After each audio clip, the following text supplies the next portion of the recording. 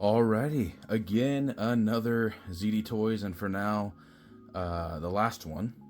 But this is the Infinity Saga Iron Monger from Iron Man 1, so Obadiah Stane. And this one was definitely the first one I was eyeing. I've eyed it for a long time.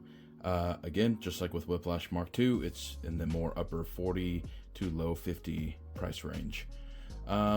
No accessories, which kind of blows. I had thought they could, maybe give some kind of hand blast, something.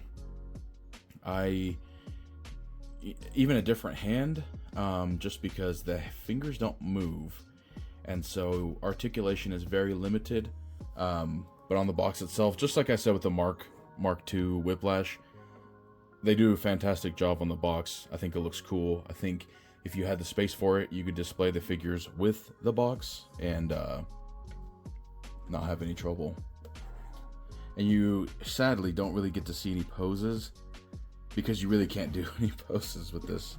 But the figure comes inside, shows you again micro USB charging, and it comes with a cable and lights up. So I will get the figure out now. Alrighty, so this is the Iron Monger from Iron Man 1. Again, like, weirdly enough, the same thing I said with Whiplash Mark II. This was back in the era where a lot of the superhero end villain was just a big gray monster. So Iron Monger was one of the first. But paint job is nice. One thing I was, I guess, mildly shocked by is how light the figure is. It's not that I'm saying it's cheap plastic, but it feels like hollow somewhere. But you can see the fine details of the arc reactor in there, which is pretty neat. We've got rockets. We've got the minigun. Again, fingers do not move. Hand can swivel, but barely. The rockets, nothing comes off. You can basically not even turn his head. I'm scared I'm going to snap his head off if I try moving it, so that is a shame. You can push these arm bits down, move his arm front, back. They don't pop out like the other ones, but if you put this shoulder piece up, you can see where it gives the pipe where it can bend. Can come out barely. See, I mean, you're very limited on articulation. And something I've been testing, which is interesting that,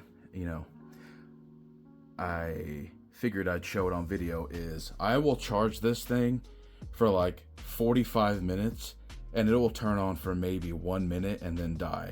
So be aware of that when you're buying this, that it lights up, but clearly it's either they don't do QC or something and it's faulty.